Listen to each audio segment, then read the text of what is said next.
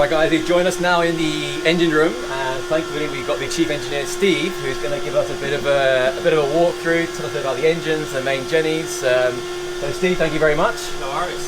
We'll leave it to you. Give us a tour. We're looking forward to it. Yep, righto. All right. Well, yeah. Welcome to Muddy Up Bold. This is our plant room as such. So any sort of movements, fluid movements and stuff, sort of happen through this area. Right in front of us here, the Haman STP. This is our sewage treatment plant, type 2, so it can be used in most places around the world, bar a few sort of local regulated areas.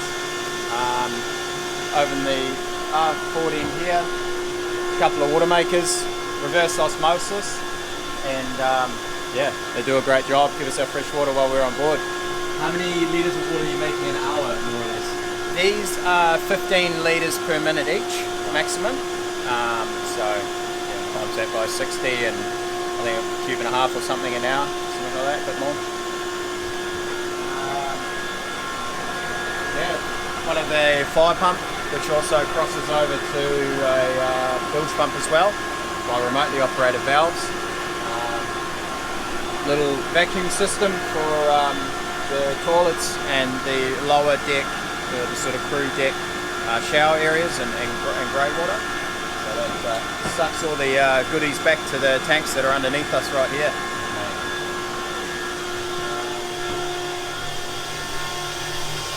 Walking through, got the fuel transfer manifold up here. Everything's manual, but someone spent some good time welding and polishing. Beautiful, that's a work of art. Yeah, it is. It's a nice feature. And our stripping manifold here on the right as well. This is the alpha valve purifier. At the moment we're doing about 2 cube an hour, and I'm just spinning off the bottom of some tanks. Our tank levels are quite low, so I'm just giving that fuel that's been sitting there a while a good old spin, and so it's nice and polished for our end to use. 2 of 8 refrigeration compressors that we have on board, and then down here these are our calorifiers, so that's all our hot water for the boat. 315 litres each, so just under 1,000 litres capacity of hot water, which is plenty. This here is Jet A1, 3 metres cube of Jet A1 storage. So they had it locked up. So that gets then pumped to the main deck? Where do you refuel the... So there's an access hatch on the main deck. Okay. And then a hose reel there. Yeah. We pull it out of there. There's a local pump, and it's all there. So this is a completely sealed unit, which has an inner skin and 2 extra alarms for if there's any leakage into the outer skin. So we know we don't have any Jet A1, but there's no way this Jet A1 can actually leak out of the outer skin. It's all sealed and contained. That's interesting.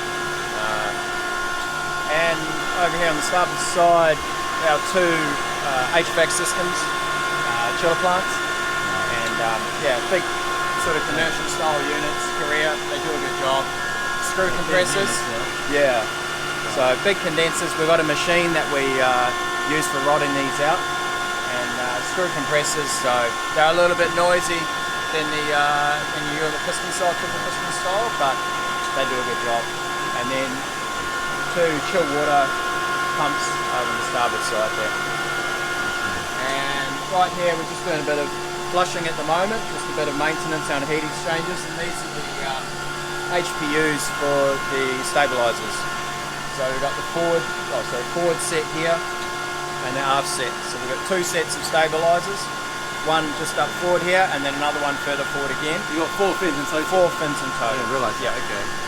They're also 0 speed, so while we're at anchor, they're moving, they're doing their thing, and keeping us on an even keel. And one of our latest little installs is a little ICCP, so that's sort of detecting the current, any stray currents and stuff within the vessel, keeping an eye on if we've got any earth leakage and stuff, especially from other vessels while we're in marinas. Coming through the engine room. Here, is this a watertight door here or something? Or? Yeah, watertight door here. 7 watertight doors on board, all on this lower level, deck or A deck, and obviously can be remotely operated from the bridge. over here we've got our oily water separator, just a little RWO unit. Works well, so we use that according to the local regulations, and that treats any water that we have excess from the bilges that may have oily content and stuff. This goes through that, and it makes sure that we don't have any fluids that leave the boat over 15 ppm. And what do we got here? So I guess these are the main items on board. These are the hearts. Yeah. The 4000 series V16 M73Ls, if I remember correctly, and they're 2,880 kilowatt each. So we're 5,780 total, which pushes us along at a max of about 23 knots, and we're doing 1,700 litres an hour of fuel. So yeah, you got to have deep pockets. So 1,600, 24 knots, both engines, huh? Both engines. So about 750, 780 each. While we're running flat stick. Wow. But we cruise reasonably economically at 14 knots. We just crossed the Atlantic doing 14, 15 knots depending on the current, and around about 500 litres per hour. Per hour. Both main engines, and including sort of maybe 30, 40 litres an hour for a generator on top. Yeah, so we make reasonable speed. Holding tanks for the fuel tanks? So our total capacity is 175,000 litres, and day tanks here are 12 and a half either side. So we fill them up. Four tanks? No, we've got six tanks. Yeah. Okay. 7 now actually, because we just converted our old ballast tank into an extra fuel tank. Oh wow. Yeah. Now you're on the range. Yeah, so give us an extra about 26,000 litres, 26 cube to make our way across. Wow. Yeah, down the runway here. I have to say, you keep your engine room in a very nice condition. Absolutely polished. Yeah, it's a constant work in progress. Yeah. Obviously, we really buff it up for the show, but I like to keep a high standard in the engine room, and always trying to, it's a super yacht. People pay a lot of money to come on these things, and it makes it a nicer environment for you to work in. Yeah, absolutely. Yeah. I come from an oil and gas background. Everything's dirty, everything's grubby, and so this is like a little bit of a treat to have it all clean and tidy. So we have 3 Zenora generators, and the engine side, they're Scania units, 2 6-cylinders, 1 5-cylinder up the back. They are 347 kilowatt for the 2 big units, and 244 kilowatt for our smaller generator, which we can run in cooler areas, or when we're not using the stabilizers, or if it's just crew on. We do that. Generally, 150 to 180 kilowatt we'll be doing just on normal sort of usage. Amazing. But when it's hot like it is here in Florida now, we're running 2 chiller plants. Yeah. And if we're at Anchor, we're running the stabilizers, and with the hot water heaters, we'll definitely need one of the big ones on.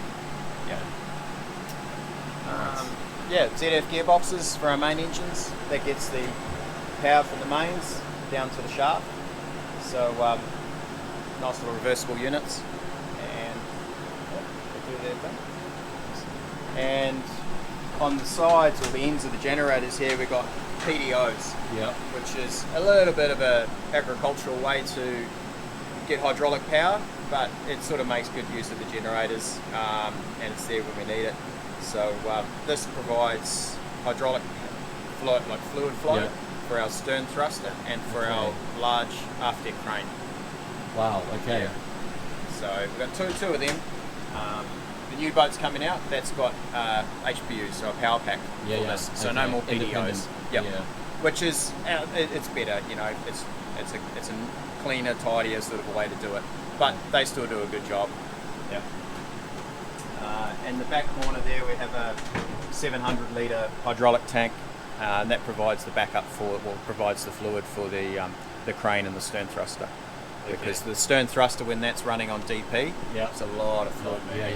So there's a big heat exchanger over there in the wall as well, and that keeps keeps the fluid level temperatures down. Yeah, and the DP must be running all the time.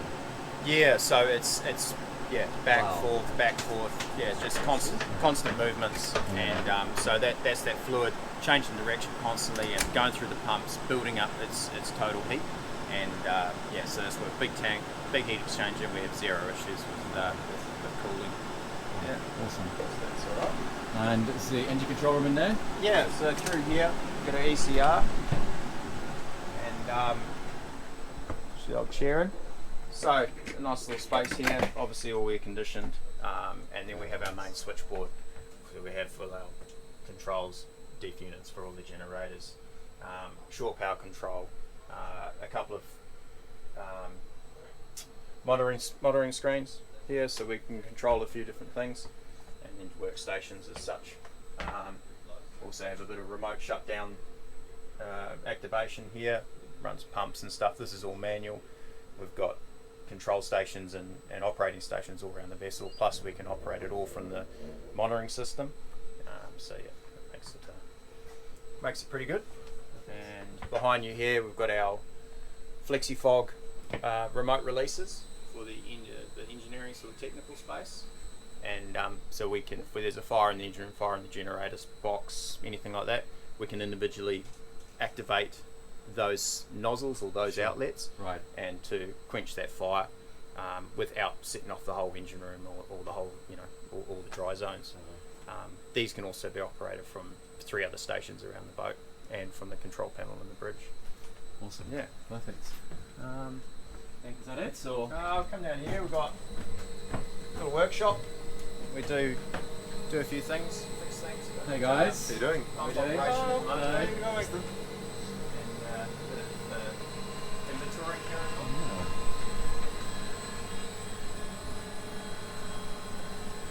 Very cool. Yeah. A little mill drill in the corner for fun projects.